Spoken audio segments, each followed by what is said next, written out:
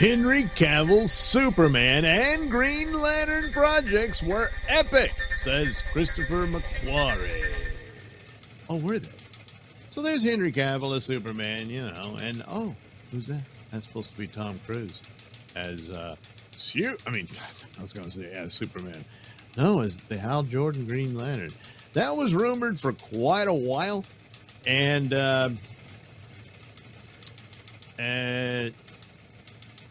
it tossed about, and there was things going on between Warner Brothers and Tom Cruise. Some people thought, and they had him come out and say, "Wow, he really liked the Flash movie," and it seemed unlikely that he actually did. But for quite a while, and then that was the one where rumors that they were looking to do a Green Lantern film with Hal Jordan and Jon Stewart, in which Hal Jordan would be an older Hal Jordan and Jon Stewart being the young recruit, and that the idea would be that Tom Cruise would play Hal Jordan and then probably not survive the end of the film or disappear or something of that nature, with Jon Stewart becoming the regular Green Lantern for the DC EU at the time, like for Justice League and stuff like that. But it didn't happen. Everything, fell by the wayside. There was supposed to be an HBO Max Green Lantern series that they were going to flood with money and stuff like that, but they couldn't include Hal Jordan and Jon Stewart because they wanted them for the movie franchise. So that's how that was being set up, and it all went away. Now, with the DCU, there's a new Lantern series on the way, currently filming, and same type of basic plot in that it's Hal Jordan and Jon Stewart. Jon Stewart is the new Lantern, and Hal Jordan is the old veteran Lantern. Looks like the templates of it, at least. Obviously, I think it'll be a very different story. I think the movie was supposed to be in outer space and all that stuff, whereas this will be in some small town.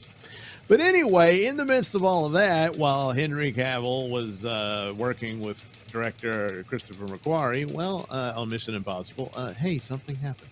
So recently, while promoting Mission Impossible Dead Reckoning, director Christopher McQuarrie finally opened up about his scrapped Superman and Green Lantern pitches for Warner Brothers projects that would have starred Henry Cavill, obviously, for Superman.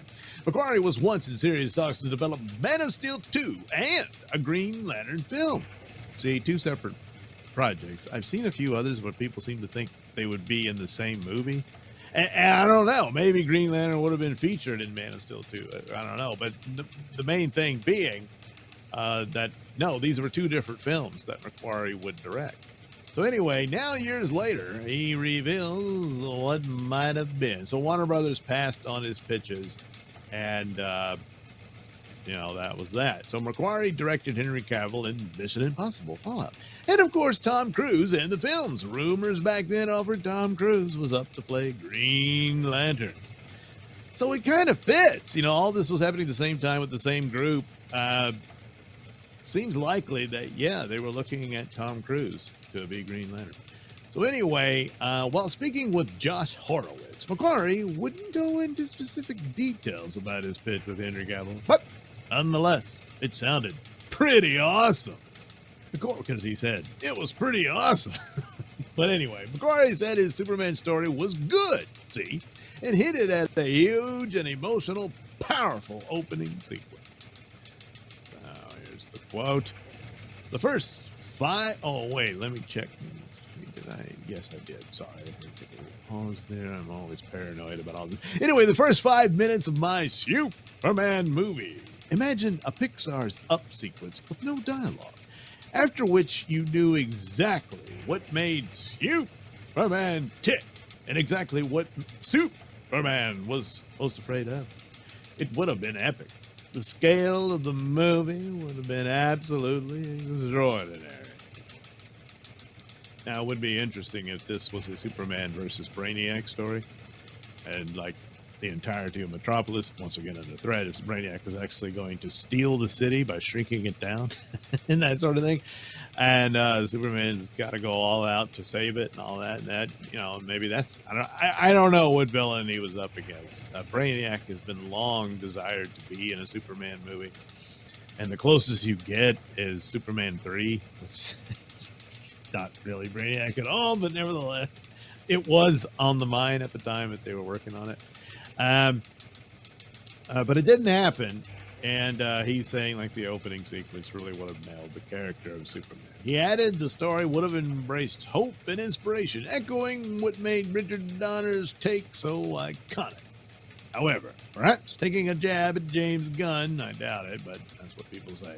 McQuarrie said it should be original. I don't think you need to live in the shadow of Donner's Superman. I don't think you need to live in the shadow of John Williams' score. But you do need to recognize that that movie captured better than any other the heart of that character. Well, yeah, that's the thing about it.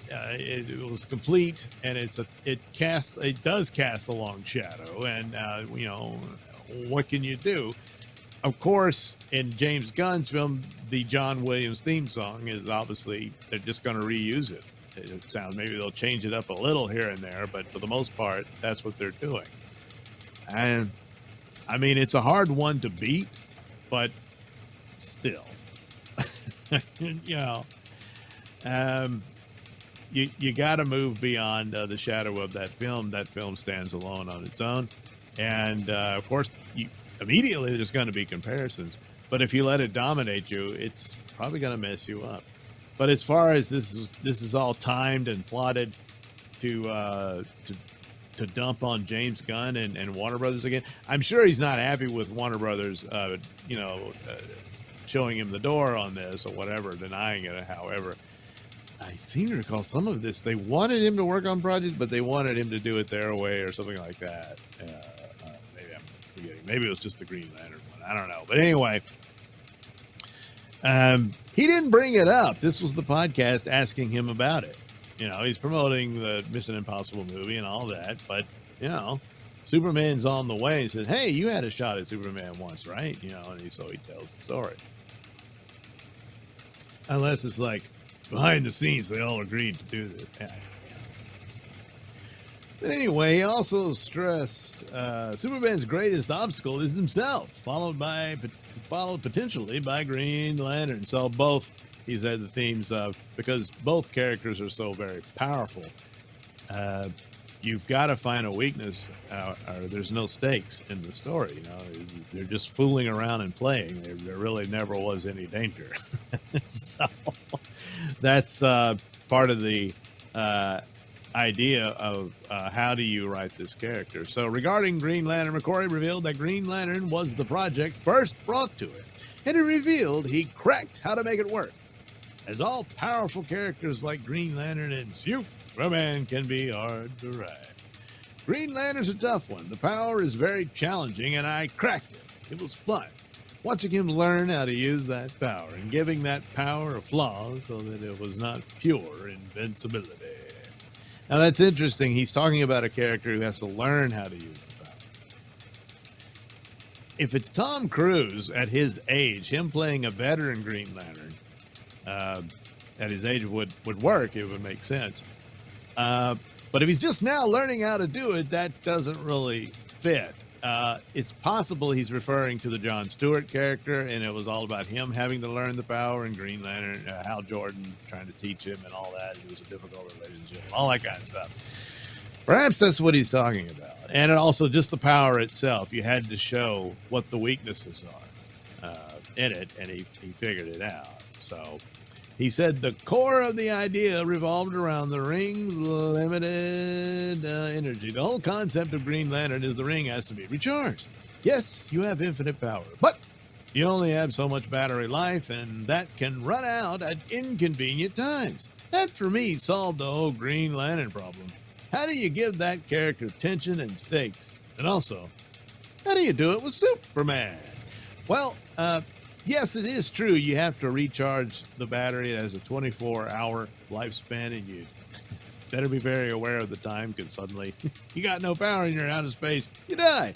But also there is, it's only as good as the ring wielder's willpower. So if you break down a lantern's confidence or what have you, he can't make the ring work, that kind of thing.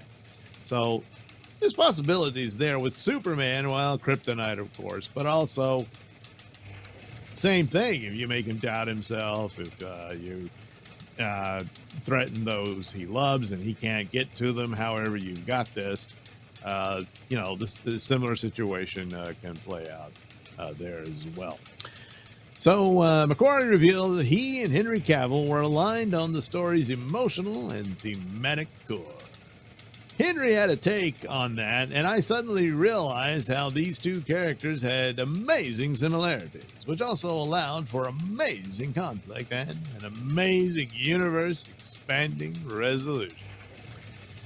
Well, it didn't happen. Following WB passing on McQuarrie and Henry Cavill's DC vision, McQuarrie said, "Never again," adding at the time and now deleted tweets, "They have their own problems, and I sympathize." Boy, did they. They still do. Deeply. But after 25 years of, good Lord, of hearing no, even an idiot like me gets the message. I go where I'm valued. Yeah, what else are you going to do? So he finished up with Horowitz with, "It's all right there, guys. It's all right there. Just sitting there waiting for somebody to make." So saying his idea is better. Well, maybe some of these ideas, because like I said, I think it was supposed to be this scenario where it's these two, but I don't think it was supposed to be in some small town in middle America. I think it was supposed to be in outer space and all that type of stuff. As for Superman, I probably very different, and certainly I don't know if Brainiac can. There's a rumor Brainiac might show up, but that's sort of, but I don't know. Anyway, James Gunn is now in charge of the DCU and recast Superman with David Cornsweet. The new movie is July 11th. Nathan Fillion is also playing Green Lantern Guy Gardner. Well, right. Likewise, Gunn put together a new Green Lantern TV series titled Lanterns, with Kyle Chandler playing Green Lantern, Hal Jordan, and Aaron Pierre as John Stewart. Ulrich Thompson plays Sinestro. So it's some of the templates, and one wonders, are some of the templates from McQuarrie's pitch in the Superman movie? Could be, considering really looks like the Green Lantern stuff was repurposed there as well. So it's one of those stories of, oh gee, what might have been, and they just kept passing on it, and for whatever reason just didn't want to pursue it. It's a shame.